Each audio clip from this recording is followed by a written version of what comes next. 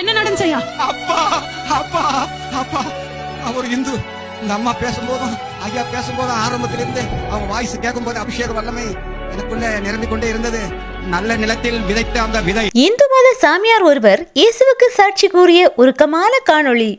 ஜெபக்கூடுகையில் கலந்து கொண்ட இந்து மத சாமியார் ஒருவர் இயேசுவுக்கு தன்னை அர்ப்பணித்து சாட்சி கூறியுள்ளார்.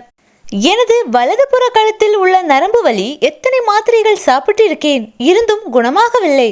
ஆனால் இன்று இயேசு என்னை குணமாக்கினார். இந்த கூடுகை ஆரம்பித்த போதே நான் உற்று நோக்கி கொண்டிருந்தேன். நான் ஆண்டவருக்காகவே இங்கு வந்தேன். இயேசுவே மெய்யான கடவுள். என்னிடம் இருந்த கெட்ட பழக்க வழக்கங்களை இயேசு நீக்கிவிட்டார். இன்று என்னை அவர் பரிசுத்தப்படுத்திவிட்டார். என் ஆவி ஆத்மா எல்லாவற்றையும் இயேசுவுக்காக அர்ப்பணிக்கிறேன் என்று உயிருள்ள சாட்சியாக மாறியுள்ளார் அவர்.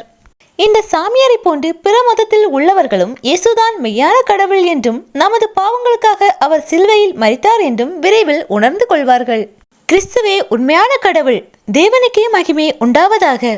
இந்த சகோதரியும் இந்த சகோதரரும் வாழ்க.